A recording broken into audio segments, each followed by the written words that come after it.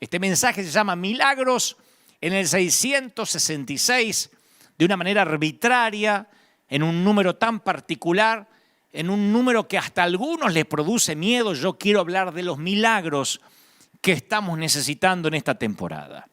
Necesitamos milagros.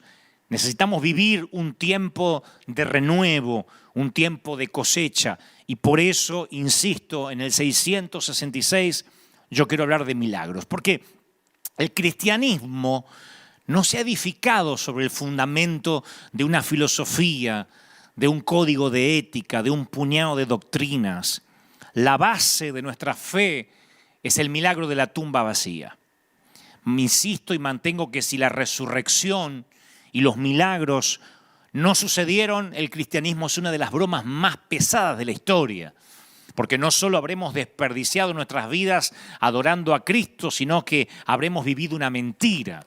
Habremos adorado a un Cristo que sigue muerto en una tumba. Sin embargo, adoramos a un Cristo vivo y revolucionario.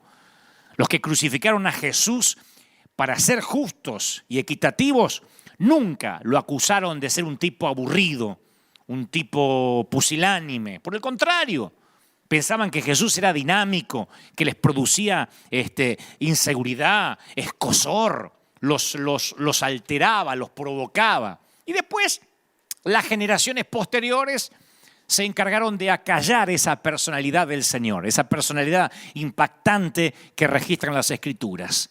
Y lo rodearon de una atmósfera de tedio, de aburrimiento, en una atmósfera sacra, que nada se parece a nuestro Jesús. Le cortaron las garras al león de Judá, ¿no? Lo certificaron como suave, como alguien humilde, casi, insisto, rozando lo pusilánime, recomendándolo como una mascota adecuada para los pálidos eclesiásticos, las ancianitas piadosas.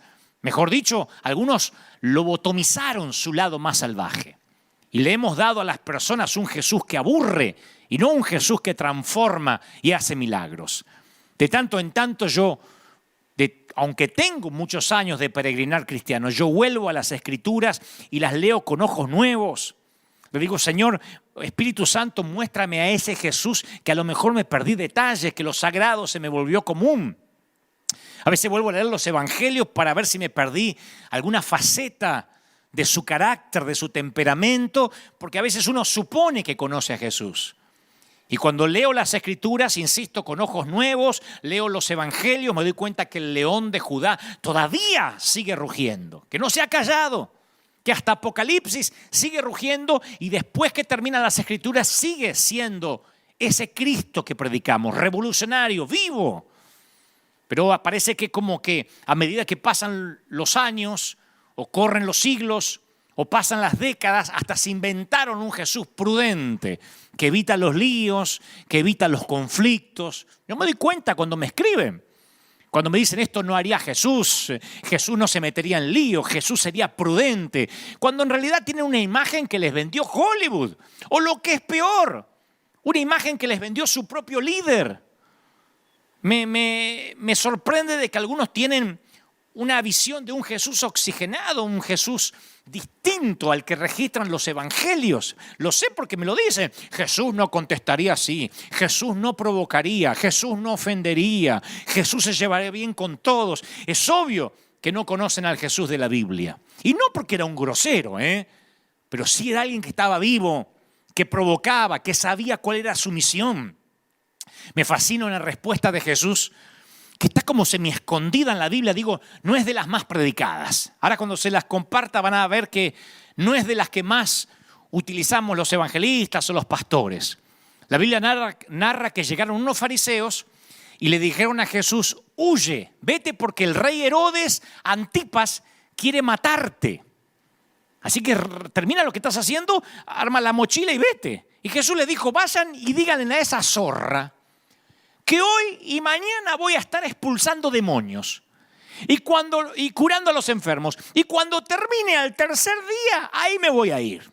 La historia está en Lucas 13:31. Porque alguno dice, ¿eso dijo el Señor? Sí. Y uno puede buscar distintas traducciones. En alguna dice que le dijo zorro, en otras dice que le dijo zorra. Lucas 13:31. Herodes Antipas dice que te tienes que ir. Y Jesús, lejos de ser prudente, dijo, yo voy a terminar de liberar a los endemoniados, sanar a los enfermos y me voy a ir cuando termine. Y la palabra que usa, zorra, en griego es alopex, que se refiere figurativamente a una persona astuta y posiblemente insignificante. O sea que en la mentalidad hebrea se le decía zorro, zorra a un usurpador, a alguien sin linaje, a alguien tonto, simple. De hecho, el profeta Ezequiel presentó a los profetas falsos en su momento como zorras. Ezequiel 13:4 dice, como zorras en los desiertos fueron tus profetas, oh Israel. Hablando de los, obviamente, de los falsos profetas, de los que no venían de parte de Dios. Y así Jesús se refirió a quien quería controlar su manera de llevar adelante el ministerio. Y esa valentía, esa temeridad, esa intrepidez de Jesús, la veo a través de todas las escrituras o de todos los evangelios. Y la mayor ilustración, yo decía esta semana, cuando lo volví a leer con ojos nuevos, digo, la mayor ilustración, la máxima ilustración de Jesús, que lo pinta de cuerpo entero, es la derrota sobrenatural hacia los demonios o con los demonios llamados Legión. ¿Se acuerdan del hombre que estaba poseído por demonios? Que se llamaba Legión. Legión eran las divisiones militares de los romanos. Legión eran unos 6.000 soldados del imperio. Y este tipo tenía 6.000 demonios adentro. No podían restringirlo con cadenas porque las rompía. Tenía la fuerza de 6.000 demonios. Yo he visto endemoniados. Y he visto la fuerza sobrenatural que suelen tener. No me consta que alguna vez yo haya estado ante un endemoniado que tenía una legión dentro. Pero imagino lo que habrá sido esto. Legión vivía entre las tumbas. Había perdido completamente sus facultades mentales. Era el azote de la región. Y Legión lo ve al Señor desde la distancia y comienza a correr hacia Él. Y ahí es donde quiero que pulses el botón de pausa. Porque la Biblia no dice cuál fue la reacción de los discípulos. Pero yo apuesto que estaban listos para salir corriendo. Y Jesús no se inmutó, se quedó ahí. Absolutamente valiente, temerario, sin miedo ante el mal. Y es exactamente allí donde se encuentran los milagros, del otro lado del miedo. Los milagros siempre ocurren del otro lado del miedo. No de esta vereda del miedo, del otro lado. Por eso el Señor domingo tras domingo nos viene hablando acerca del temor. Y voy a las Escrituras y veo que en una lucha de 6.000 demonios contra uno, eso no impidió que Jesús retara a Satanás. Y en términos pugilísticos fue un nocaut técnico. El endemoniado ¡plin!, cayó de rodillas ante la primera campana. Ahí, derrotado. Ese es Jesús. Jesús derrotó a esa legión de demonios enviándolo a un hato de cerdos que se ahogaron en el mar de Galilea. Por eso me encanta cuando Jesús define el objetivo del amor. Dice, el amor, entre otras cosas, el amor perfecto echa fuera el temor. Porque el amor lo que te hace es pararte firme en tu fe. El amor hacia Dios hace que te pares firme ante una legión de demonios, ante una legión de virus, ante una legión de pandemias. No importa cuáles son tus circunstancias. Si temes a Dios, lo diré otra vez, no tienes nada más que temer, ni a nada ni a nadie. Y eso incluye al mismo diablo o a sus 6.000 demonios. Hay miles de fobias clasificadas. Hay miles de miedos. Pero solo nacemos con dos que se presumen que pueden ser congénitos. El miedo a caerse, que es la sensación que todo bebé tiene de irse al vacío, y el miedo a los ruidos fuertes. Todos los demás son miedos aprendidos. Eso significa que si son miedos que hemos aprendido o mal aprendido, los podemos desaprender. Y la clave para desaprender los miedos está en la revelación del amor de Dios. Cuando uno tiene la revelación del amor de Dios, cuando uno conoce, tuvo un encuentro con Él, se fuman los miedos, de verdad te digo. se fuma el miedo al fracaso, el miedo a lo que opinen los demás. Yo no podría haber llegado hasta donde Dios me trajo en su providencia divina con miedo a lo que opinen los demás. A mí no me importa lo que digan los demás. Y los que me siguen hace años saben que de verdad no me importa. Ni los aplausos, ni la crítica. De nadie, ni de los colegas, ni de la gente. Solo me interesa lo que Dios opine de mí. Perdí el miedo al qué dirán. No me importa. De verdad, no me importa el qué dirán. Hace años. Me resbala todo, piel de rinoceronte. Mucho menos voy a tener miedo a una enfermedad, a un virus. Si sigues creciendo en el amor de Dios, lo único que te queda es el temor a Dios. Por eso el domingo pasado y el anterior Dios nos vino hablando de tener temor a Dios para no tenerle más miedo a nada.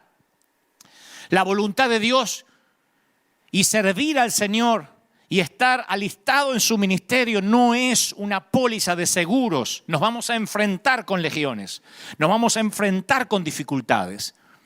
Aquellos que algún día corrieron a un altar o en la intimidad de su habitación hicieron el pacto de servir al Señor, bueno, sepan que se metieron en un plan atrevido, audaz, valiente, temerario. No tenemos el llamado, la comisión de sostener el fuerte prudentemente hasta que vuelva Jesús. Ser prudente con los que nos quieren controlar. No, el Señor nos dijo que nosotros tenemos la misión, que Él murió por nosotros porque tenemos la misión de ser peligrosos, temerarios, audaces. De eso tenemos que estar hechos los líderes. El Señor murió para que retemos a las legiones, al diablo, y vivamos una atmósfera de milagros. ¿Qué son los milagros? Bueno, por definición, es la violación de las leyes naturales. Cuando decimos, y esto es un milagro, no tiene explicación ni científica, ni lógica, ni de sentido común. Y yo sé que hay una línea muy delgada entre el discernimiento y el escepticismo, el no creer. Discernir es filtrar lo falso, tenemos que discernir. Cuando uno discierne, obtiene lo verdadero, sonsaca lo bueno de lo malo con la ayuda del Espíritu Santo. Pero nunca hay que permitir que la existencia de lo falso, que sí lo hay, nos impida creer lo que es verdad. Porque si cortamos, si eliminamos los milagros, le cortamos las piernas al cristianismo, nada tendría sentido. Ahora, yo soy consciente que hay mucha gente desilusionada, mirándome ahora, que ha perdido la fe, la esperanza de recibir un milagro. Que ya no tiene esperanzas de volver a creer. Yo sé que del otro lado hay gente que se llevaron fiascos yendo a cruzadas o un líder les falló o alguien les prometió que tendrían victoria o que comprarían la casa, que tendrían un auto nuevo, que se sanarían del cáncer y de pronto tuvieron que despedir a un ser querido o caminar por un panteón preguntándose qué falló. Pero es un error que permitamos que una desilusión o que varias nos hagan tirar la toalla y que ya no esperemos milagros del Señor. Es un error generalizar. Es un error que el dolor, yo sé que hay mucha gente, el Señor me mostraba durante esta semana, mientras me daba este mensaje, que hay mucha gente del otro lado dolida por situaciones adversas, por situaciones límite, que te han hecho no creer en nada. De hecho, en las redes se escriben, no creo en nada, mi pastor me abandonó, ¿dónde está la iglesia de Cristo ahora? Perdí mi trabajo, me estoy divorciando, parientes, seres queridos míos están enfermos de COVID-19 o de cualquier otra enfermedad. Yo noto, aún en nuestra familia cristiana, hay gente que tiene desazón, que está triste. Y yo quiero mostrártelo en esta imagen. En 1911, un psicólogo suizo estaba tratando a una paciente que no tenía memoria a corto plazo. Es una suerte de Alzheimer progresivo, pero es gente que tiene esta patología, que se va olvidando lo más inmediato. Recuerda cosas a lo mejor muy nítidas de la niñez, pero se va olvidando lo inmediato. Y este doctor, este galeno, al inicio de cada encuentro, se saludaba con la dama con un apretón de manos. Entonces un día el director dijo, voy a hacer una prueba. El director del instituto, ¿no? El médico dijo, voy a hacer una prueba. Cuando la paciente extendió la mano para saludarlo, él se escondió un alfiler en la suya y la pinchó. Entonces la mujer enseguida retiró la mano con dolor. Y minutos después ella ya no recordaba más el pinchazo. Pero a partir de ahí ya no lo saludaba más con un apretón de mano. O sea, no recordaba el pinchazo porque tenía esa patología de olvidar lo inmediato, pero ya no lo saludaba más. No sabía bien por qué, pero sentía que no podía confiar de todo en ese hombre. Eso se llama el residuo del dolor, el efecto residual. El efecto residual del dolor le impedía extender la mano para saludarlo. Y eso es lo que a veces tenemos. Y yo sé que hay personas que tienen un residuo del dolor. Piensan en la desilusión como un pinchazo y duele. Has creído, has orado, has confesado, repetiste el decreto de un pastor o una declaración de fe, dijiste me empodero y hoy estás diciendo ¿qué me pasó? Y cuando la desilusión duele, son muchos los que dejan de extender la mano hacia Dios. La retiran. Hay gente que retira la mano cuando uno le dice, Dios quiere hacer milagros. Es que algunos se vacunaron contra el Evangelio porque se desilusionaron. Y hoy, aunque sea torpemente, este servidor, con la ayuda del Señor, quiere intentar que vuelvas a estirar la mano hacia el Señor. Que vuelvas a confiar. Yo sentí que el Señor me dijo, quiero que la gente vuelva a confiar en mí, quiero que mis hijos confíen en mí. Yo voy a tratar de transmitirte lo que creo Dios puso en mi corazón, solo puedo hablar a tu intelecto, pero con el Espíritu Santo siempre hacemos un equipo. Yo hablo a tu intelecto, a tu mente, y Él mientras va a llegar donde yo no puedo, que es tu alma, tu corazón, lo más profundo de tu ser. Quiero intentar de que ese residuo del dolor se vaya y que creas en los milagros, que este sermón 666 sea inolvidable, no por los dígitos, no por el número, sino porque contiene milagros. Porque hay un antes y un después a partir de oír esto.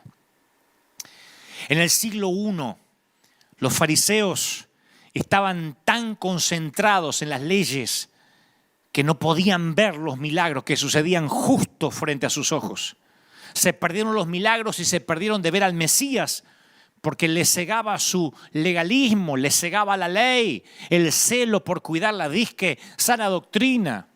Pudieron haber sido los testigos oculares de ver a Jesús. Cualquiera de nosotros, si tuviera una máquina del tiempo, diría, yo voy a los tiempos de Jesús para conocerlo. Estos tipos estaban ahí y se perdían el milagro de conocer al Mesías caminando entre ellos. Dios hecho hombre caminando entre los humanos. Y esa ceguera es uno de los riesgos más grandes para la salud espiritual. Es cuando lo sagrado se vuelve común. Nuestra iglesia sabe eso de memoria. Cuando lo sagrado se vuelve común. Dios nos ha cableado para que seamos hipersensibles a nuevos estímulos, a nuevas revelaciones, pero con el tiempo lo habitual nubla nuestra vista a todo lo nuevo que Dios hace. Por eso yo digo qué lindo es volver a leer las Escrituras con ojos nuevos, aunque tengas años de caminar con Él. Porque perdemos nuestra conciencia de lo milagroso y con ello perdemos nuestro asombro. Y cuando perdemos el asombro por el Señor, perdemos la reverencia por Él. Y cuando perdemos la reverencia, perdemos el temor por Dios. Y como dije en domingos anteriores, cuando perdemos el temor a Dios, le tenemos temor a todo, incluso a un simple virus. El tercer presidente de los Estados Unidos, Thomas Jefferson, inventó su propia versión de la Biblia. Hace poco lo estaba leyendo, no lo podía creer. Pero es verídico. Él creía en Jesús a su modo. Entonces se creó o se hizo editar una Biblia especialmente para él, la Biblia Jefferson, que existe hasta el día de la fecha. Creó una Biblia abreviada y eliminó todos los milagros, porque él respetaba a Jesús como alguien sabio, como un profeta, pero no creía que hizo milagros. Así que borró el nacimiento virginal, la resurrección y todo hecho sobrenatural que había entre ambos sucesos. ¿Cuál fue el resultado? El de un evangelio castrado, un león de Judá sin garras. Y creo que nosotros cometemos a veces el mismo error al crear un Dios a nuestra imagen. Y en lugar de vivir una vida con el parámetro sobrenatural que presentan las Escrituras, seguimos una versión abreviada de la Biblia, sin poder. Cuando tú le restas los milagros, como lo hizo Thomas Jefferson, lo que queda es un Jesús sabio, un puñado de doctrinas, pero un Jesús débil. Hay gente que sigue las enseñanzas del Señor, sigue su ética, su doctrina, pero nunca experimentan sus milagros. Si se anuncia una pandemia, están aterrorizados, porque lo único que conocen es la doctrina, la sabiduría, pero no conocen al que caminó sobre las aguas. Y se convierten en personas, como dice un querido pastor amigo de Argentina, que en lugar de seguir a Jesús, siguen los consensos, la democracia, lo que dice la mayoría, y piensan que la voz del pueblo es la voz de Dios.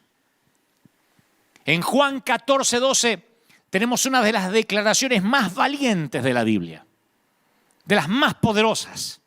Salieron de la boca de nuestro Señor. El que cree en mí, las obras que yo hago, también Él las hará.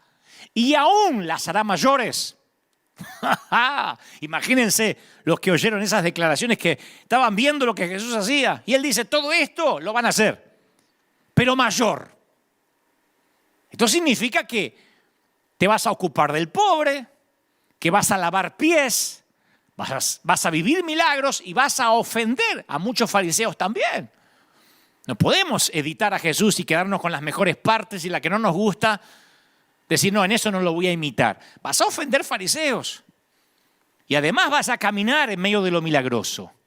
Y no serás solo como un testigo ocular, sino como un catalizador, un provocador, alguien que provoca el milagro. Serás parte de la resistencia en lugar de ser parte de un grupo de borregos asustados. Te pido que me creas cuando te digo que eres el milagro de alguien. Somos el milagro para los que están asustados. Yo mismo soy el catalizador de un milagro. Sé que hay gente que me ha dicho, me he atrevido a salir a dar de comer a la gente, me he atrevido a creer, le perdí el miedo a la pandemia, le perdí miedo al coronavirus porque escuché tus mensajes. Ahora, no te equivoques, Dios es el único que puede hacer milagros. De modo que la gloria es toda para Él. Pero casi todos los milagros tienen un elemento, un factor humano. Hay que hacerlo natural antes de que Dios haga lo sobrenatural. Hay una parte que nos compete a nosotros. Y los que se esconden en las trincheras, esperando que el fuego pase, esperando que todo amaine, o teniendo miedo a los gobiernos que van en contra de lo que Dios ordena, o que quieren ordenar cómo debemos adorar a Dios. Yo te aseguro que esa gente se pierde en los milagros. Yo voy a hablarte rápido de 3 milagros del Señor.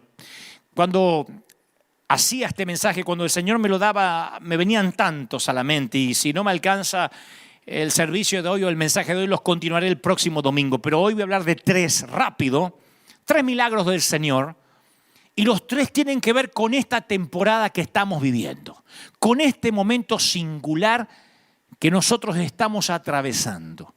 El primer milagro está en Juan 4:46.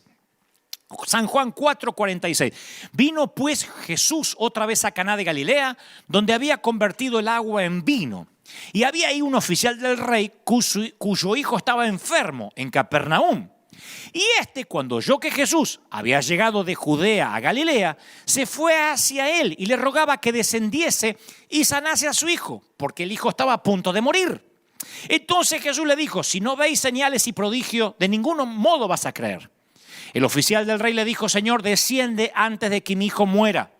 Y Jesús le dijo, vete, tu hijo ya vive. Y el hombre creyó la palabra y se puso en camino.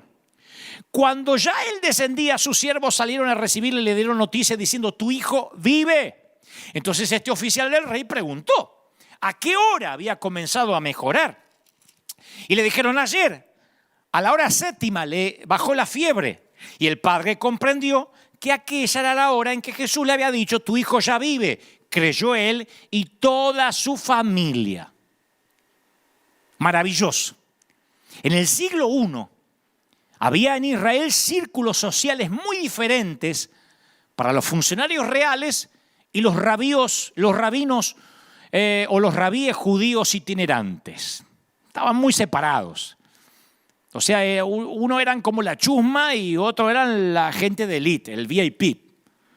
De hecho, se evitaban mutuamente como si contagiaran la peste.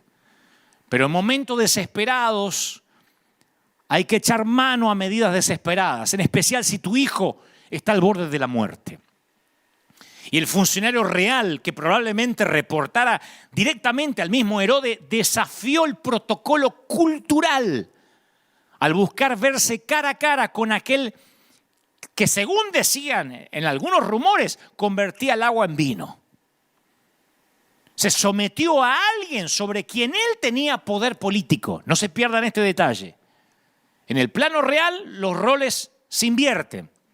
La autoridad del rey de reyes le gana a cualquier autoridad de cualquier rey de la tierra. Nunca lo olvides. El rey de reyes le gana a cualquier autoridad de cualquier rey. Y los que están diciendo, sí, pero hay que obedecer a los gobernantes, prediqué de eso el domingo pasado. Siempre y cuando no prohíban lo que Dios ordena o no ordenen lo que Dios prohíba. Especialmente ahora. Esa es nuestra carta ganadora. Este es un milagro que hace alarde de su dominio del tiempo y el espacio. Porque este milagro entre el oficial del rey y Jesús fue una cita divina entre dos candidatos improbables. Fue la sincronización de lo sobrenatural. Y cuando te cruzas con la persona correcta en el lugar indicado y en el momento oportuno y no encuentras explicación para lo que sucedió, es probable que Dios haya armado la conexión. Yo tengo un mensaje titulado Conexiones Divinas. Cosas que ocurren que no tienes idea cómo ocurren. Por eso el lugar donde tú te arrodillas a orar es el domicilio más importante del mundo durante esas horas de intercesión. Porque tu sitio de encuentro con Dios es más importante que el salón oval de la Casa Blanca, más importante que cualquier senado, que cualquier grupo de diputados.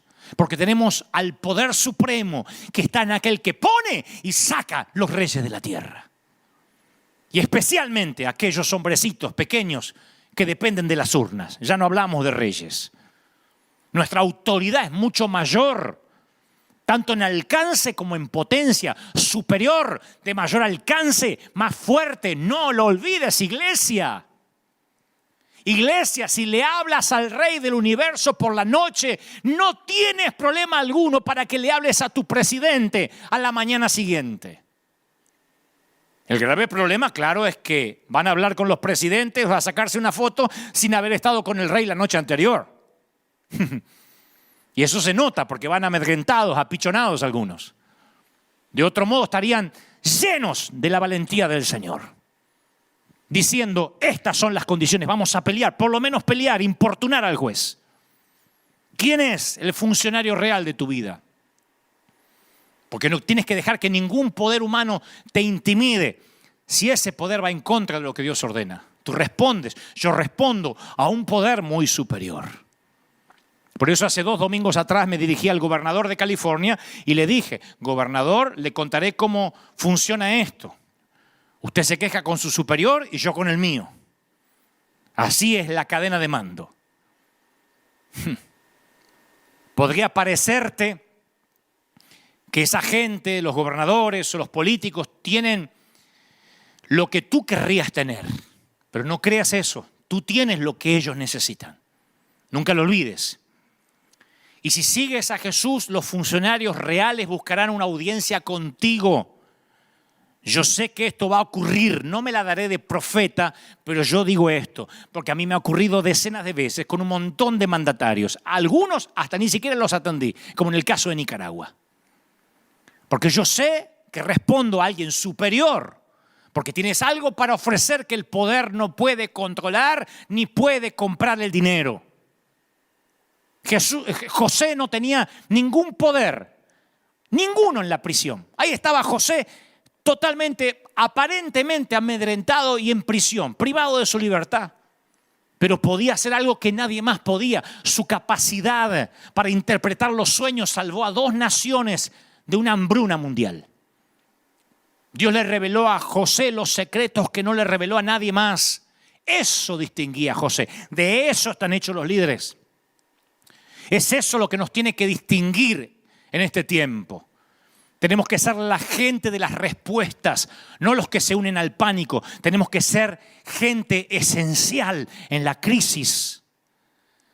Tenemos que ser, si hay un rebrote de la pandemia, aquellos cuyos gobernantes digan, pregúntenle a ellos qué tenemos que hacer. Sí, no soy un idealista tonto ni creo que es una utopía. Yo creo que eso tiene que pasar, como los reyes que consultaban a los profetas. Como la desesperación que tenían los reyes cuando iban a Samuel o a cualquier profeta que estaba cerca. ¿Qué tengo que hacer? Dios nos conoce a todos. Y conoce cuántos cabellos hay en tu cabeza y en la mía antes y después de ducharte. Y no hay nadie que esté a más de una oración de distancia. Dios puede darte acceso a quien sea, incluyendo al faraón. Esto va para pastores amigos, incluyendo al faraón. Dios te va a dar acceso. Hasta puede que llamen algún día a tu puerta, como el funcionario real fue a buscar al rabino. Así que aquí va mi consejo, no te preocupes por conocer a la persona correcta, reúnete con Dios. Iglesia, tenemos que reunirnos con Dios, pero no orando con miedo. Hay que reunirnos con Él en una reunión de junta, en una reunión ejecutiva, en una reunión de board. Y Dios se encargará de que conozcamos a las personas adecuadas en el momento justo. Pero para eso tienes que obedecer ciegamente. Ese es el punto donde la mayoría nos quedamos sin hacer nada. Queremos que Dios nos revele el segundo paso antes de dar el primero. Pero la fe consiste en que demos el primer paso antes de que Dios revele el segundo. Si puedes dar ese paso de fe, es posible que haya una cita divina para ti a la vuelta de la esquina. Señor, rogó el funcionario, baja que mi hijo se muere. Baja rápido. Y el Señor le dijo, vuelve a casa que tu hijo vive. El hombre creyó lo que Jesús le dijo y se fue. Casi todos los milagros que obró Jesús eran encuentros personales, face to face, cara a cara.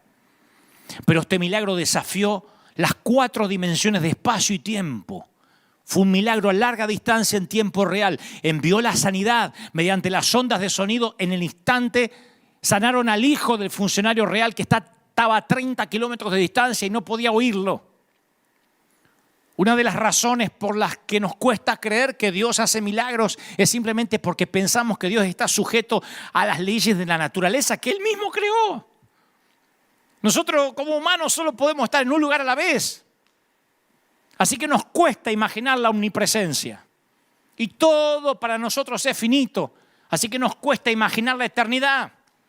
Pero el Dios que diseñó nuestro universo con 4 dimensiones no habita en ninguna de esas dimensiones. Dios es omnidimensional. Cuando oramos, esas ondas de sonido salen de nuestro mundo cuatridimensional. Y como una bala disparada al aire, nunca sabes cómo y a dónde llega esa oración y cuándo va a volver a entrar en la atmósfera. Tal vez sea respondida del otro lado del mundo antes que incluso termines de pronunciarla. Tal vez hagas una oración y ya venga la respuesta en camino, como le ocurrió a Daniel. O quizá como una cápsula del tiempo se desentierre la respuesta siglos después. Moisés oró para entrar en la tierra prometida y se murió sin pisarla. Y uno dirá, ¿y a dónde quedó esa oración? En el monte de la transfiguración, ahí está la respuesta de Moisés. Aparece junto a Elías al lado del Señor pisando la tierra prometida. Las oraciones no tienen fecha de vencimiento. Pero hay algo seguro. No solo no tienen fecha de vencimiento, sino que Dios oye las oraciones. Parece algo infantil, pero tengo que decirlo. Dios oye las oraciones. Hace algunos años yo estaba orando en la intimidad de casa. Necesitábamos finanzas, para variar. Necesitábamos comenzar con un programa de televisión, con un proyecto. Y no sabía a quién llamar. Así que cuando uno no sabe quién llamar, a veces es bueno porque uno se pone a hablar con quien tiene que hablar. Me reuní en una mesa de junta con mi padre. Fui a hablar con mi superior. Le dije, Señor, si tú quieres que haga esto, necesitas enviar los recursos. En ese mismo instante, Dios le habla a una persona que no me conocía. Un tal Rob Owen. Él en ese momento estaba orando en un lugar llamado Burundi. ¿Tú sabes dónde queda Burundi? Nadie sabe dónde queda Burundi. Burundi se encuentra situado en el África Central, limitando con la República Democrática del Congo, con Ruanda al norte y con Tanzania al este y al sur. ¿Se acuerda el demonio de Tanzania de los dibujitos? Bueno, por ahí está Burundi. Y mientras que yo oro, Rob Owen está orando con un nativo de allá llamado Abba. Y mientras que está orando, el Espíritu Santo toma a Abba y le dice, Dante Gebel, Dante Gebel, Dante Gebel. Y Rob Owen empieza a buscarme. Tú no puedes fabricar un encuentro así. Países distintos, idiomas diferentes. Rob Owen no habla español.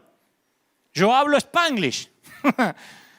Pero el Dios que existe fuera de nuestras 4 dimensiones espacio-temporales no conoce limitaciones especiales, limitaciones cronológicas. No conoce los límites del espacio. Armar la cita divina en otro hemisferio es como armar una cita divina con tu vecino de al lado para Dios. Así que Rob Owen escucha Dante Gebel y no sabe quién soy. Y como él trabajaba en ese entonces para el gobierno, investiga. Mueve hasta el FBI para saber quién es Dante Gebel y da conmigo. Bueno, no da conmigo directamente, sino con un amigo y le dice, mira, tú conoces a Dante Gebel. El Señor me dijo que tengo que contactarlo y ayudarlo en lo que necesite. Y nos contactamos, nos ayudó.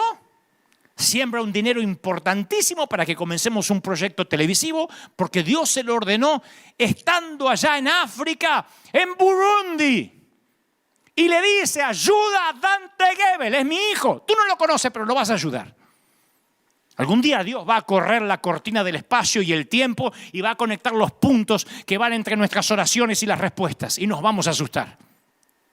Y va a conectar líneas de puntos que van a cruzar abismos socioeconómicos como el que había entre Jesús y el funcionario real. Tengo decenas de testimonios así. De llegar a Bogotá, Colombia, por ejemplo, y a alguien esperándome en la barra de un bar por horas. No me puedo ir de acá. Tú no me conoces, pero no me puedo ir de acá. Dios me dijo que tengo que contactarme contigo y tengo que pagarte tus programas de radio, que en ese entonces se emitían en gran parte del mundo. ¿Quién te dijo? El Señor, orando. Yo creo en ese Dios. Cuando este oficial les preguntó a su hijo, a la gente que estaba cuidando a su hijo, ¿cuándo su hijo empezó a sentirse mejor? Le dijeron ayer. Ayer según la hora que dice las Escrituras, a la 1 de la tarde. Ayer se le quitó la fiebre. Y entonces el padre se dio cuenta que era cuando Jesús le dijo, tu hijo vive. Entre Capernaum y Canaá hay 30 kilómetros, solo se podía caminar. Capernaum estaba a más de 200 metros bajo el nivel del mar, por lo que el camino a Canaá era cuesta arriba todo el tiempo. Y mi querido, para algunos milagros hay que sudar. Tu esfuerzo no va a hacer que suceda el milagro. Pero si no te esfuerzas, tal vez no ocurra el milagro. No se puede acceder a un milagro o ganárselo, pero el esfuerzo sí es parte de la ecuación en todas las Escrituras. Tal vez tengas que caminar 30 kilómetros cuesta arriba, pero tu esfuerzo extra podría ser el catalizador para que ocurra el milagro. Pregunto, ¿aceptarías llenar 6 vasijas de piedra? ¿Aceptarías correr la piedra de la tumba? ¿Abrirte paso entre la multitud? ¿Romper un techo para bajar a un amigo paralítico? ¿Ir con los ojos untados de lodo hasta el estanque? Muchos siguen a Jesús hasta el momento de la incomodidad. Y después ya no más. Estamos dispuestos a seguir a Jesús siempre y cuando nuestros planes no se desvíen y nos incomode demasiado. Llegamos a la iglesia y preguntamos si fuera un club. ¿Acá piden diezmo? ¿Acá hay que poner algo? ¿Te piden algo? ¿Te exigen algo? Porque yo sigo a Jesús, me cae bien el tipo, pero no quiero que me incomode, ¿eh? Son los que ahora temen por la vida. A ver si me cuesta la vida seguir a Jesús. No, cuidemos, no, a ver si me cuesta la vida. Son los que tienen la Biblia de Thomas Jefferson. El Cristo sabio, pero sin milagro, sin poder. Sin embargo, lo que definió al buen samaritano fue que estuvo dispuesto a incomodarse. Y así se convirtió en el milagro de la otra persona. Nosotros nos incomodamos para salir a la calle. Nos arriesgamos. Cuando vamos a Los Ángeles, a pleno centro, a pleno downtown, que ahora está más caliente que nunca por este caso de discriminación o de lo que es de conocimiento público, la cosa está brava. Dan ganas de decir, ahora seamos prudentes. Que ahora no coman los que están en la calle, que no coman, porque tampoco hay que seguir a Jesús, pero no tanto riesgo. La mayoría de los milagros no se dan en la calle principal de la ciudad, sino en el sendero tortuoso, en el sendero serpenteante a 30 kilómetros.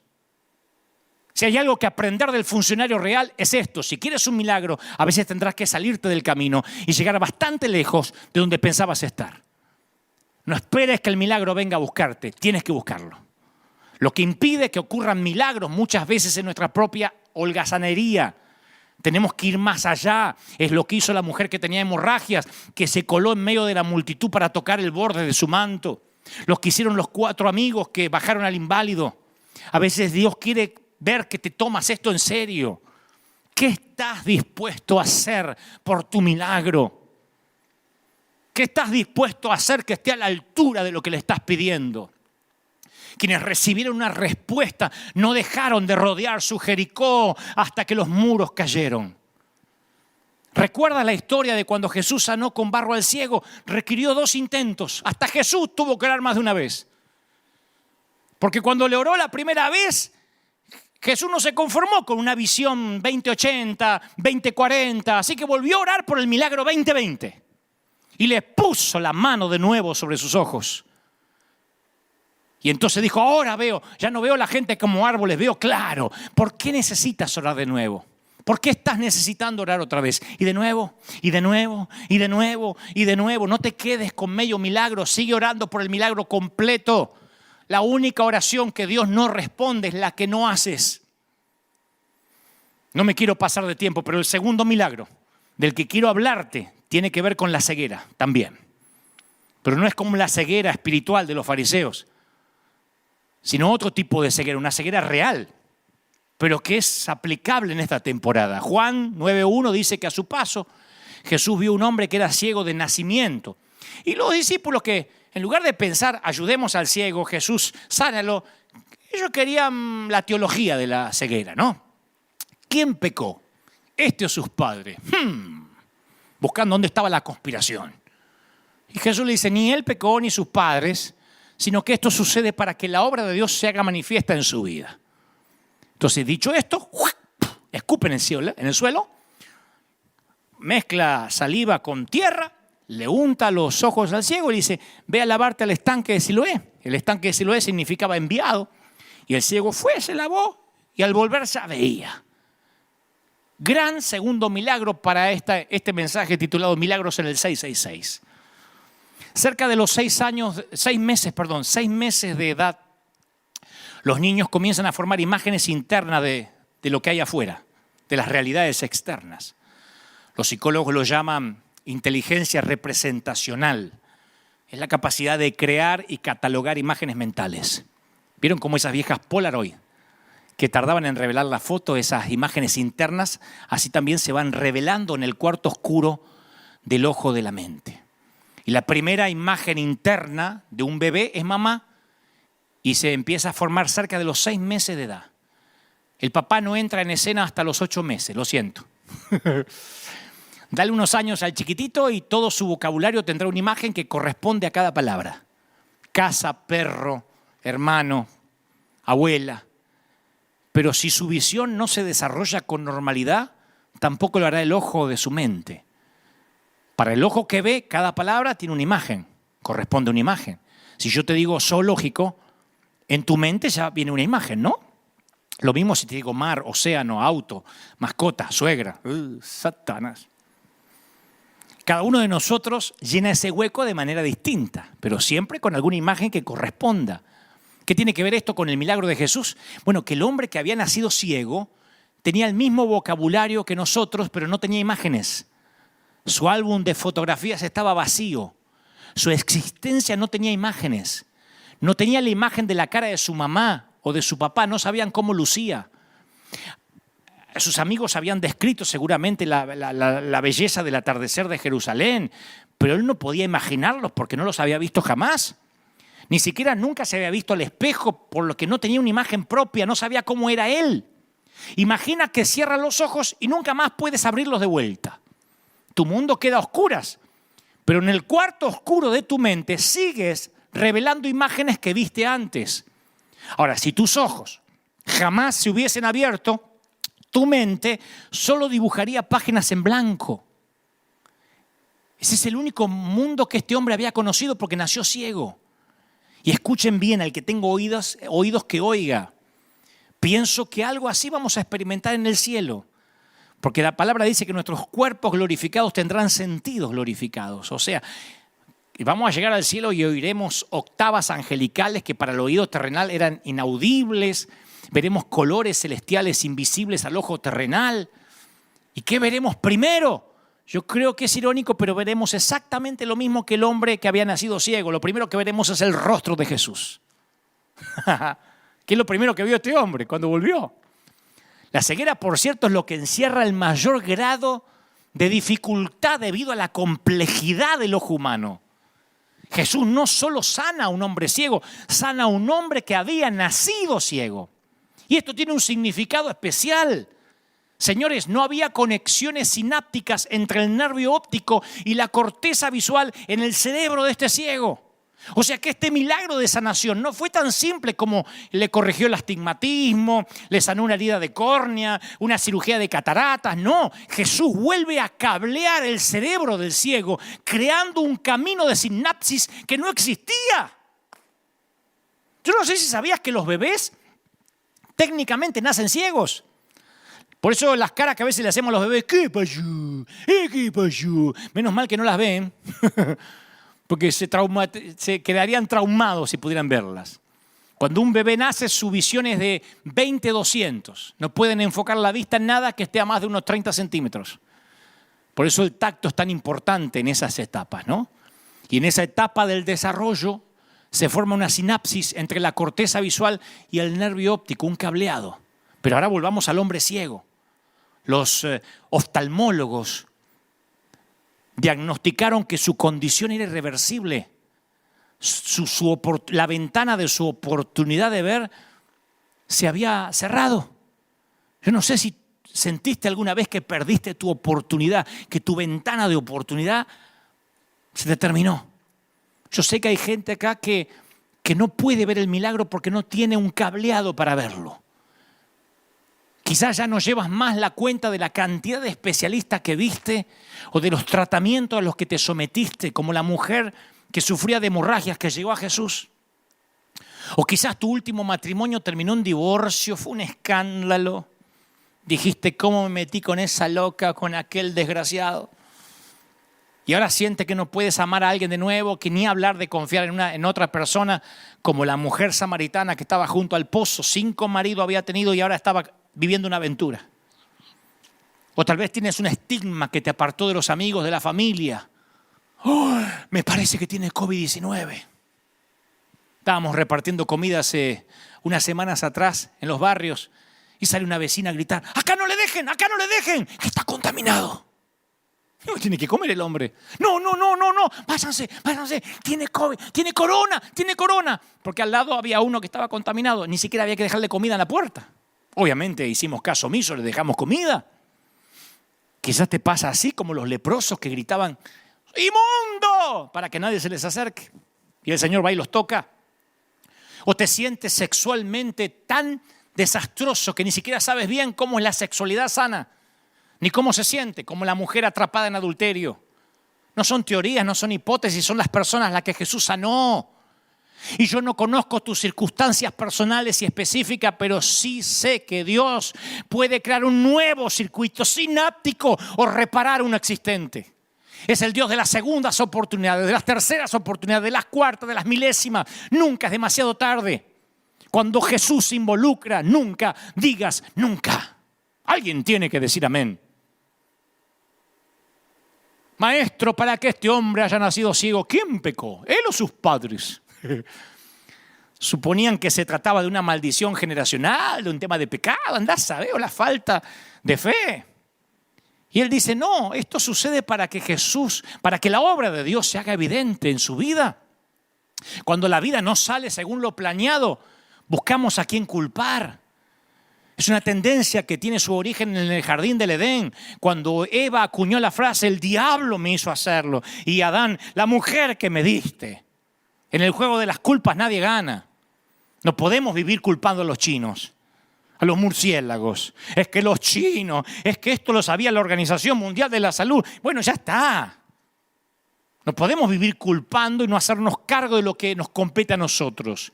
Porque en este juego de echar las culpas es un juego que solo deja el amargo sabor de la lástima.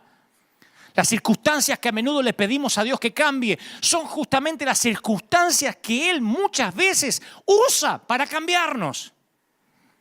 Esta pandemia nos está dando nuevas estrategias. A algunos les sacó a flote la cobardía y a otros les sacó a flote su valentía. Por eso es falso suponer que la voluntad de Dios es una póliza de seguros. Es un plan peligroso, es un plan temerario. Fíjense en Hebreos 11. Dice la palabra, me faltaría hablar de Gedeón, de Barak, de Sansón, de Jefté, de David, de Samuel, que conquistaron reino, hicieron justicia, cerraron bocas de leones, escaparon de filo de espada, sacaron fuerza de la flaqueza, se mostraron valientes en guerra. Hubo mujeres que por la resurrección recobraron a sus muertos. Y uno diría, wow, yo quiero pertenecer a ese ejército, pero ojalá terminar ahí. Porque dice, otros en cambio fueron muertos a golpes. Para alcanzar una mejor resurrección no aceptaron que los pusieran en libertad. No aceptaron. Otros sufrieron la prueba de burlas, de azotes, de cadenas, de cárceles. Fueron apedreados, aserrados por la mitad, asesinados al filo de espada, fugitivos de aquí para allá, cubiertos de pieles de oveja, de cabra, pasando necesidades, afligidos, maltratados. El mundo no merecía gente así. Yo pregunto, ¿solo la primera mitad de estas personas estaba dentro de la voluntad de Dios? ¿Los que conquistaron reinos y cerraron boca de leones estaban en la voluntad de Dios? ¿O estaban todos dentro de la voluntad de Dios, incluyendo los que fueron aserrados en dos? Porque la voluntad de Dios podría matarte, pero si la gloria es para Dios, entonces el objetivo se cumplió. Si piensas en la voluntad de Dios en términos temporales, no te van a cerrar las cuentas. No te va a cerrar la pandemia, ni la cuarentena, ni ¿por qué se mueren pastores? No entiendo. ¿Y por qué si era un hombre de Dios se murió? No te van a cerrar las cuentas. Tienes que agregar eternidad a la ecuación. ¿Por qué hay bebés que nacen enfermos? ¿Por qué hay gente buena que muere en accidentes? Yo conozco hombres de Dios que murieron en accidentes. Misioneros, que se les murieron los hijos. Amigos míos, que se les murieron los hijos ahogados por ir a misionar. Son preguntas imposibles de responder de este lado. Son preguntas que nos vamos a llevar a la eternidad. Pero no puedes dejar que las preguntas que no podemos responder impidan en confiar en aquello que sabemos que es verdad. Hay explicaciones distintas por cada experiencia. Y aunque no tenemos el control sobre las experiencias, sí tenemos el control sobre qué explicación le vamos a dar. En términos bíblicos, tus explicaciones son más importantes que las experiencias. Cuando nos pasan cosas malas, es fácil hacerse la víctima. Pero no eres una víctima, somos más que vencedores por medio del Señor Jesús. Y dicho esto, escupió el suelo del Señor, hizo lodo y dijo, ve a lavarte. Yo siempre me pregunté, ¿por qué usa Jesús saliva para hacer barro? No sé, capaz que para recordar el Génesis. Porque Él sabe que si quiere crear algo, tiene que hacerlo con barro.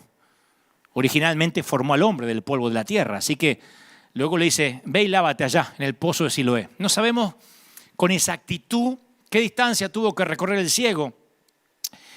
Pero siempre me pregunté, ¿por qué lo mandó al ciego a buscar su tesoro? ¿Por qué no lo sanó ahí? Porque la autocompasión es una maldición mucho peor que la ceguera. Ese hombre ciego dependía de todos para todo. Así que Jesús no solo sanó sus ojos ciegos, restauró su dignidad, reprendió la autocompasión. Y hay un secreto para experimentar lo milagroso. La mayoría de los milagros requieren una acción de ciega obediencia. Un paso de obediencia para abrirte los ojos, un paso de obediencia para revertir la maldición. Un paso de obediencia puede abrir un nuevo capítulo en tu vida. Alguien tiene que decir amén. Se me está yendo la hora, pero el último. El tercer milagro tiene que ver con una atrofia. y también tiene que ver con esta temporada. No me puedo ir sin hablarte del tercer milagro. Juan 5:1 cuenta que, luego lo pueden buscar en sus hogares, que se celebraba una fiesta en los judíos, subió Jesús a Jerusalén y había junto al estanque de Betesda, que era un estanque rodeado de 5 pórticos, había muchos enfermos, cojos, paralíticos, y se encontraba un hombre inválido que llevaba 38 años allí. Jesús lo ve tirado en el suelo, le pregunta, ¿quieres ser sano? No se pierdan esto. ¿Quieres ser sano? Porque todo tiene que ver con lo que venimos hablando. ¿Quieres ser sano? Señor, no tengo a nadie que me meta en el estanque mientras agita el agua, dice. Siempre se mete alguien antes. Vamos, recoge la camilla y anda, le dice el Señor. Y al instante el hombre queda sano. Y ese día era sábado. Jesús dijo, para Dios todo es posible. Lucas 1:37, la frase parece invertida. Para Dios no hay nada imposible. Cada vez que la Biblia dice lo mismo en 2 formas diferentes, la importancia es doble. La palabra imposible no pertenece al vocabulario nuestro. Y a los oídos de Dios suena insulto. Es la razón principal por la cual no estamos experimentando los milagros.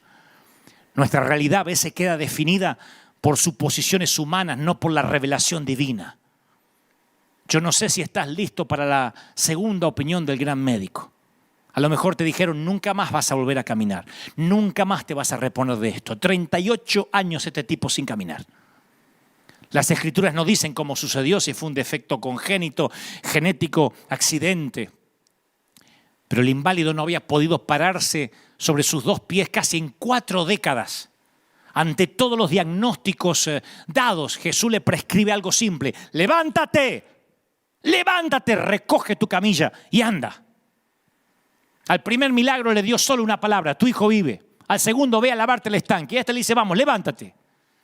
No importa cuán terrible sea el diagnóstico o cuánto tiempo hayas sufrido discapacidad, nunca es tarde para ser la persona que podrías haber sido. Si respiras, significa que Dios no terminó contigo. Si quieres una segunda oportunidad, busca una segunda opinión, la opinión de Dios. Las excavaciones arqueológicas han descubierto cómo era el pozo de Betesda. Estaba ubicado en el pórtico de las ovejas y tenía una profundidad de 6 metros con una longitud como la de un campo de fútbol. Así que en pleno sol de Medio Oriente se reunían ahí, era un lugar natural para reunirse en el siglo I. Y el hombre tenía un lugar junto al pozo y una cosa mantenía su esperanza, esperar que cada tanto en tanto se movían las aguas. Capaz que era el manantial intermitente que llenaba el pozo de agua, pero había una superstición. Algunos creían que eran ángeles que movían las aguas. Y el primero que se metía al agua supuestamente era sano, se llevaba el premio. Pero la verdadera tragedia es que ni siquiera era verdad. No importaba si era el primero o el último. Yo sé que hay gente, todo el mundo conoce que hay gente que se pone el calzón de la suerte el día del partido, que juega el número de su cumpleaños en la lotería, que no quiere que haya un sermón 666 porque tiene miedo de endemoniarse. Todos tenemos pequeñas y torpes supersticiones. Pero lo que no sea 100% de confianza en lo milagroso y en el poder de Dios causa un cortocircuito en lo sobrenatural. Lo opuesto a creer no es la incredulidad, es la falsa creencia. La mayor discapacidad de este tipo era mental. Seguimos intentando con lo que no funciona. Mi querido, si quieres que Dios haga algo nuevo, no puedes seguir haciendo lo viejo. Si quieres experimentar lo milagroso, tienes que desaprender lo viejo. En algún momento dejamos de creer y empezamos a suponer. Y ese día dejan de ocurrir milagros. Si quieres experimentar lo milagroso, tendrás que dejar de suponer. El que cree que sabe algo, todavía no sabe como debería saber, dice 1 Corintios. La mitad de la fe es aprender lo que no sabemos. La otra mitad es desaprender lo que creemos saber. La segunda mitad es más difícil que la primera. Por eso Jesús dijo tantas veces, oíste que fue dicho, mas yo digo. Estaba desinstalando los supuestos del Antiguo Testamento, trayendo nueva revelación. Jesús estaba haciendo reversa sobre las viejas reglas e instalando nuevas. ¿Quieres ser sano? En noviembre de 2004, un grupo de élite de investigadores médicos y doctores se reunió en una conferencia a puertas cerradas en la Universidad de Rockefeller de Nueva York. Y estaban las mentes más brillantes del mundo. Y llegaron a una conclusión. La mayoría de los problemas de salud no tienen su causa en factores que no podamos controlar. Llegaron a la conclusión que los estudios médicos identifican 4 problemas que causan el 80% de los problemas de salud. Comer mucho, beber mucho, mucho estrés y poco ejercicio. Con algunos cambios menores podríamos resolver casi todos los problemas de salud, pero no queremos. La cirugía de bypass coronario, la angioplastia, es una solución temporaria, lo dicen los médicos. Si no hay cambio en los hábitos alimenticios, si no empieza a hacer ejercicio la persona, los beneficios duran poco. Y uno de los doctores dice, si miran a los pacientes que tienen bypass coronario, 2 años después el 90% no cambió su estilo de vida. Cada uno de ellos quiere vivir, no quiere morir, pero no tanto como para cambiar. 9 de cada 10 personas prefieren morir antes que cambiar, aunque hayan tenido una operación a corazón abierto. Y Jesús lo sabía mucho antes que este estudio lo determinara. Preguntó, ¿quieres ser sano? No podemos ayudar a quien no quiere ayuda por mucho que la necesite. Una de las verdades dolorosas que aprendí es que algunas personas quieren ayuda y otros no. Hay varios que se resisten al cambio, incluso al cambio para mejorar. Hay gente que prefiere vivir de la ayuda social por años antes de que conseguir un empleo. En estos días alguien me dijo, a mí me conviene cobrar más el fondo que te da Trump, el desempleo, que trabajar. Así que ojalá que dure la pandemia. Por eso ciertos gobiernos se aprovechan, se enquistan en el poder, porque a muchos les encanta que el Estado los mantenga. Que les den la asignación por esto, el otro, la ayuda. A algunos les conviene más tener hijos que trabajar en algunos países. Es fácil acostumbrarnos a la camilla. El mundo del inválido consistía en 3 metros cuadrados, el lecho. Pero si quieres estar bien, no puedes seguir sentándote en tu mantita segura. No puedes seguir haciendo lo mismo, yendo a los mismos lugares, reuniéndote con la misma gente. Vas a tener que librarte de la mantita, enrollarla y tirarla a la basura. ¿Quieres ser sano? Para el inválido, ser sano significaba tener que conseguir trabajo, responsabilidad ante la sociedad, pagar impuestos. Y como sucede con todas las bendiciones de Dios, viene con la carga de la responsabilidad que tenemos que administrar. Yo no sé si alguna vez se te fue toda la sangre a una de las extremidades después de tenerla levantado el pie o se te acalambró. Imagina el inválido que se ponía en pie después de 38 años de no haber podido pararse. La sangre vuelve a circular. Lo que más tiempo requirió fue recuperar el uso de los músculos. Los músculos se habían atrofiado. Y si estuviste en cama durante mucho tiempo y te enyesaron alguna vez, entenderás lo que te digo. Sus piernas no eran más que piel y huesos, no tenía músculos, no tenía memoria muscular. Nosotros damos por sentado el hecho de que caminamos, pero es una hazaña neuromúsculo-esquelética caminar.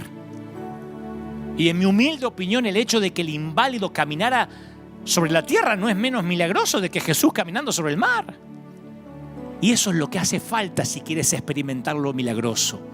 No puedes seguir haciendo lo que hacías siempre. Si tienes que cambiar la ecuación de tu vida. Sumando algo, restando algo. Tienes que hacer menos de algo o más de algo.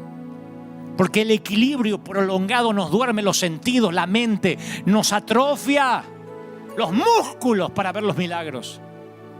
Y nuestro mundo se va haciendo chiquitito hasta que tu universo no mide más que 1 metro cuadrado. En el plano del ejercicio físico, las rutinas se hacen a veces contraproductivas. Esto lo saben los personal trainers. Si ejercitas los mismos músculos de la misma manera, los músculos se adaptan y dejan de crecer. Y disminuye el beneficio neto. Y lo mismo vale para términos espirituales. En el principio, Dios hizo el hombre a su imagen, Génesis 1:27. Pero desde entonces el hombre ha intentado hacer a Dios a la imagen de él. La mayoría de nuestras deficiencias espirituales parten de ese error, pensar en Dios en términos humanos. Y nuestra vida se limita a comprender lo que entiende nuestra corteza cerebral. Terminamos en la jaula de lo racional. Y mientras más intentamos razonar, más pequeña se vuelve nuestra jaula. Por eso nos asusta después la pandemia. Las personas más sabias en el mundo no son las que tienen más conocimiento. Las personas más sabias son las que saben que hay muchas cosas que no saben. Esa humildad intelectual es la que nos impulsa a creer en los milagros. Esa humildad espiritual no abunda. Cada uno es sabio en su propia opinión. El orgullo se siente ofendido cuando reta tu racionalidad. En cambio, la humildad lo recibe con agrado porque el anhelo de conocer más de Dios es más grande que la necesidad de estar en lo cierto. Yo no me avergüenzo de haber cambiado mis mensajes con los años. No puedo ser tan necio de mantener lo que pensaba hace una década. He aprendido más, he madurado más, he descubierto más. Una mujer de 90 años no puede tener bebés. Es anatómica, biológica y ginecológicamente imposible que una mujer menopáusica y estéril tenga un hijo. Pero la Biblia dice, contra toda esperanza. Abraham creyó y esperó y llegó a ser padre de naciones. La fe no es lógica, tampoco es ilógica. La fe es teológica. No ignora la realidad, le añade a Dios a la situación. Y me encanta que en este último milagro Jesús lo sana en un sábado. Toma tu lecho en un sábado. Los judíos no pueden agarrar nada, no pueden hacer nada los sábados. Jesús había podido haber sanado el inválido el lunes. Te espero acá el lunes tempranito para no tener problema, para ser prudente con el gobierno, con la ley, cualquier día de la semana. Pero él sabía que iba a sacudir a los del sistema religioso. Si sigues los pasos de Jesús, vas a ofender muchos fariseos mientras camines. Es como un permiso para romper las reglas humanas que no honran a Dios. Hay un mundo de diferencia entre seguir a Jesús y seguir las reglas. Si sigues a Jesús, no violarás la ley de Dios, pero sí vas a violar leyes humanas. Y al hacerlo ofenderás muchos fariseos.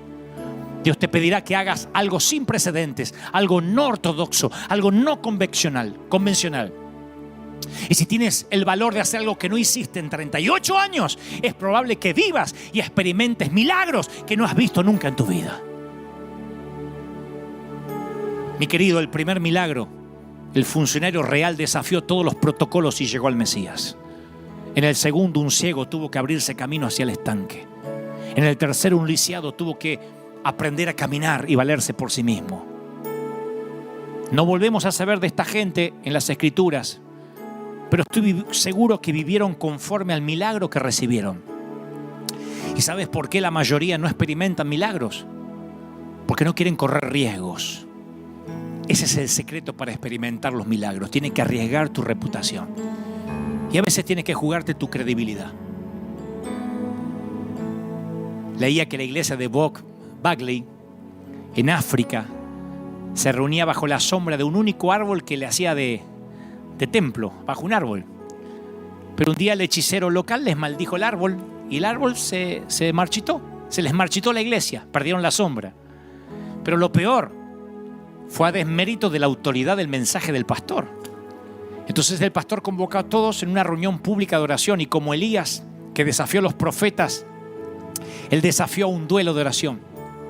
Literalmente ante todos le impuso las manos al árbol orando para que Dios resucitara el árbol que le servía de sombra. Dios no solo rompió la maldición, resucitó el árbol, sino que es el único árbol hasta la fecha que da fruto 2 veces al año en lugar de una sola vez. Es un árbol que no podría dar 2 veces al año frutos. Lo han venido a ver científicos, estudiosos de estos árboles. Lo han venido a ver gente de distintas partes del mundo. No pueden creerlo. Doble cosecha, doble bendición, doble milagro. Si no pides el milagro, nunca sabrás qué podría haber hecho Dios. Dios no va a responder ninguna de las oraciones que no ores. Así que si no recibe la respuesta, no se trata de un fracaso, porque la respuesta depende de Dios. La oración es la forma en que le ponemos la pelota en la cancha de Dios. La única forma de fracasar es no orando. Cuando activas en fe, cuando parece que estás arriesgando tu reputación, yo estoy arriesgando mi reputación. diciendo todos o nadie. Porque hay un montón de gente diciendo, ya Dios te va a tapar la jeta. Sí, yo creo en los milagros. Dios es capaz de defender su nombre, su reputación. Cuando leo en las Escrituras, veo que Dios hace milagros con los que más arriesgaron. No tenían miedo de pedirle a Dios que hiciera que el sol se parara, que cayera muralla, que flotara un hacha. No hay término medio. O Jesús es el Señor de todo o no es el Señor de nada. Voy a repetir las palabras de un prócer de este tiempo. Un querido pastor de Argentina, de Paraná, Entre Ríos, el pastor Carlos Kucharenko, que estos días levantó su voz. Y voces así deberían levantarse en todos los países de nuestra región. Él dijo, la gente requiere un liderazgo más fuerte a la hora de la prueba, no consejos de escuela primaria. Este ejército no tiene armas para defenderse ni la táctica de generales que decidan. Salgamos, peguemos carteles, vamos a movilizarnos, creamos en milagros. Las batallas no se hacen en los cuarteles ni en una oficina, dijo este pastor. Si las minorías consiguen sus derechos es porque protestan, porque se muestran, no se esconden. Provoquemos el milagro, seamos la resistencia. La iglesia, nosotros sí somos esenciales y lo fuimos mucho antes de los que nos dicen representar. Importunemos al juez, queremos ser sanos, queremos ver. En la época de Gedeón, donde todos se creían débiles y cobardes, Dios encontró un hombre, solo uno. Y la gente ha confiado en sus líderes, pero sus seguidores no crecieron porque no se les enseñó a pelear, a creer en los milagros. ¿Dónde están los generales de Dios?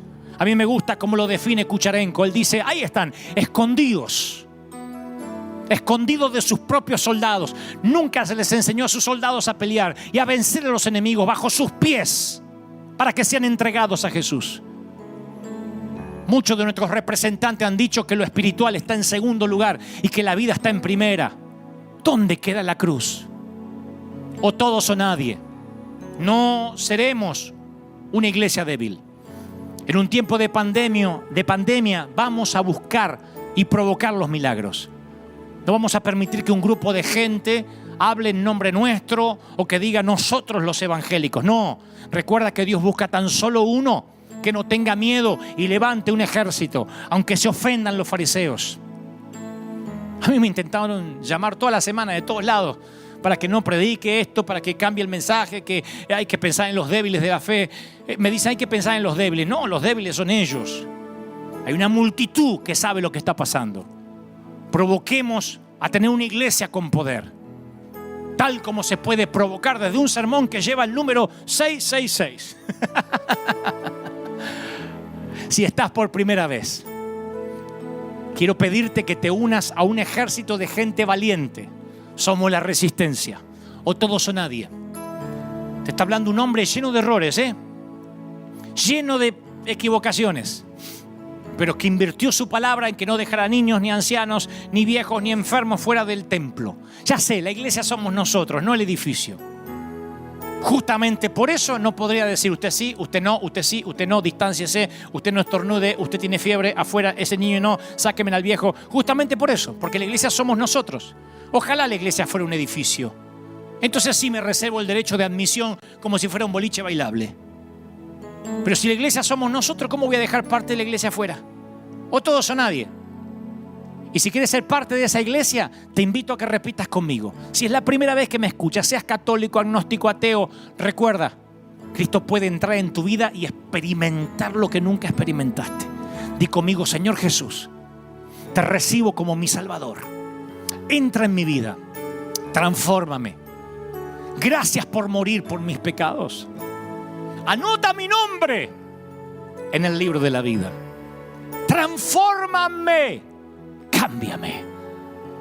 Hazme una nueva persona. Amén. Ahora quiero orar por todos. Quiero orar por los que están pasando situaciones límite.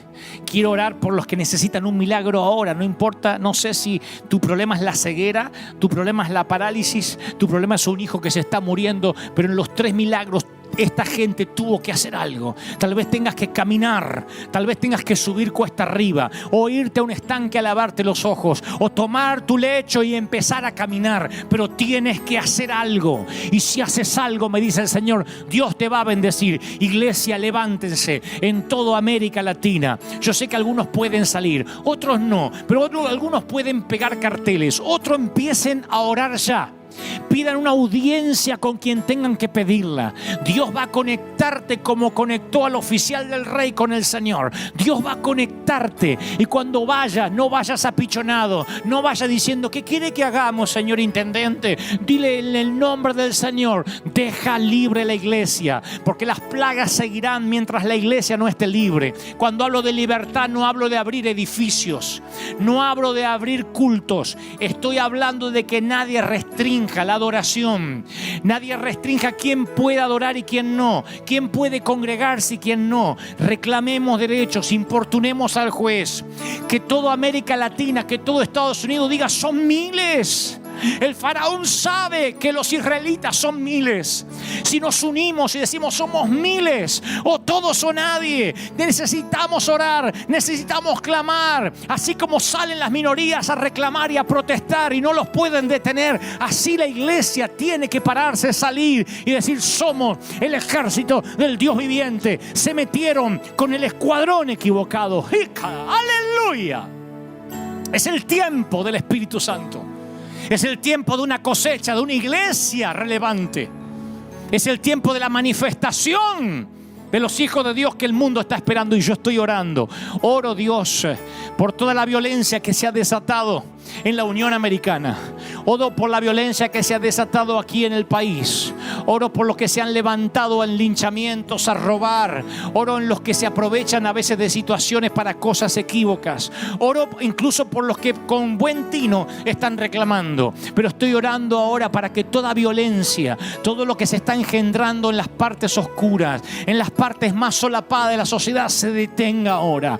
Estoy orando, Dios, por una equidad social. Estoy orando, Dios, para que los gobernantes, los presidentes tengan ahora la contrición del Espíritu Santo. Sientan en su corazón, sientan en su alma que la iglesia tiene la respuesta, que los hijos de Dios tienen la respuesta. Le oro al mismo Dios que más de una vez hizo que presidentes me llamaran, que más de una vez hizo que gobernadores temblaran, no solo ante nuestro ministerio, ante ministerios de todo el mundo. Oro para que ese mismo Dios que no ha cambiado siga haciendo milagros en nuestra vida. Levanta un poderoso ejército, batallón del ejército de Dios, batallón del ejército divino. ¡Aleluya! Les digo de parte del Señor, los mejores días están por delante. Pero Dios está levantando una resistencia. Dios está levantando rodillas que no se doblaron ante los Baales. Un escuadrón de emergencia en combate contra las filas invasoras. Yo lo creo. Un escuadrón de únicos. Rendirse nunca, retroceder jamás. Esa es la iglesia que Dios levanta. Pero ahora ya no hay que gritarlo dentro de las cuatro paredes de un congreso. Ahora ya no es el eslogan tímido de una convocatoria para creyentes. Ahora dejó de decirse en nuestras radios cristianas y nuestras televisoras cristianas. Ahora hay que jugar al evangelio de verdad. Ahora hay que decirlo de verdad. Somos aquellos que creemos en un Dios de milagros. Y yo proclamo que en este mensaje 666 Dios marque a todos aquellos que hemos escuchado y que hemos recibido esta palabra, nos marque. Hay un antes y un después. Declaro bendición. Declaro bendición sobre tu vida, sobre tus hijos, sobre tu familia. Sé que van a salir por ahí a hablar. Dijo Dante que hay que romper los protocolos, que hay que contaminarse. No escuches a los miedosos. El que me escuchó más de 1 hora y pico sabe lo que dije, de parte del corazón del Señor. Creo en un Dios de milagros. Creo en un Dios valiente, o en un Cristo temerario, audaz. Ese es el evangelio que fui alistado y enrolado. Ese es el llamado y esa es la zarza que ardió en mi corazón hace más de 30 años. ¿Es eso o nada? No serviré a Dios por la mitad. No perteneceré a un evangelio castrado. Renunciaré antes de que eso ocurra. Yo voy a seguir con las botas puestas. Yo creo en un Dios que hace milagros. Yo soy de la vieja escuela, de los que estábamos dispuestos a dar la vida. Soy de la escuela que el servicio, que el ministerio vale más que nuestra propia vida. O por lo menos eso dice el escritor a los Hebreos. Que Dios te bendiga, que haga resplandecer su rostro sobre ti, que Dios te llene de bendición, que te dé